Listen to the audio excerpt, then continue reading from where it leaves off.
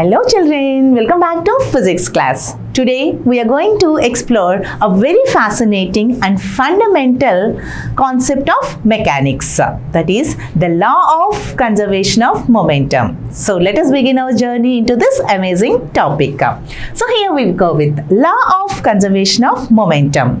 So what is this law of conservation of momentum? States that the total momentum of a system remains constant if no net external force acting on it. I repeat, the total momentum of a system remains constant if no net external force acts on the system. That means if net external force acting on the system is zero, the momentum of the system remains constant. So this is the statement. The total momentum of a system remains constant if no net external force acts on the system. External forces, any external forces, in absence of any external forces, the momentum of the system always remains constant.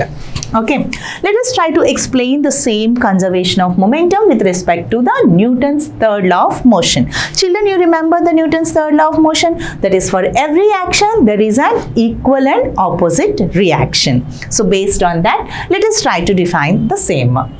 Okay, if a number of bodies are colliding with each other, then the total momentum of the bodies before collision is equals to the total momentum of the bodies after collisions. That means if number of bodies are colliding with each other, the total momentum of the bodies before collision is equals to the total momentum of the bodies after collision. Let us try to understand the same with a simple illustration. So for this, let us consider two balls.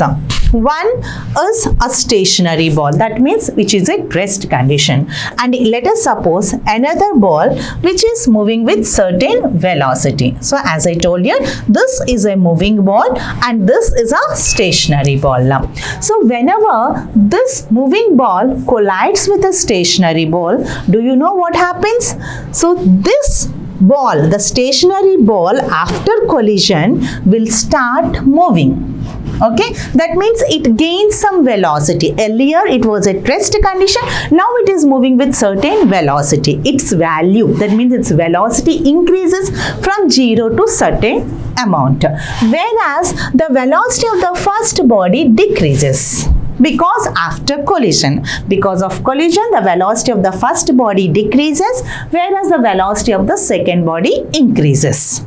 Initially, first body was at rest, the other body was at rest, first body was moving. Second case, this rest body gains velocity and starts moving, whereas the velocity of the first body decreases. Clear, children? Now coming to the momentum. The momentum is defined as product of mass into velocity.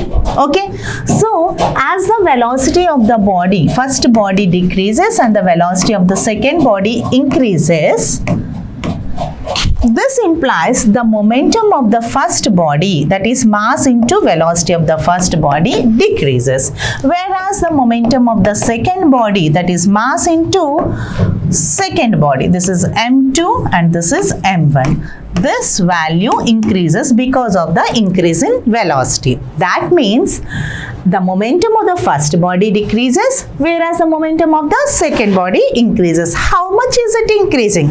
So whatever the momentum of the first body decreases, same amount of momentum is increased in the second body. That means the loss in momentum of the first body is equals to the gain in momentum of the second body. From this we can conclude that the total momentum of the two bodies, that means the total momentum of the system, remains constant before collision as well as after collision. So now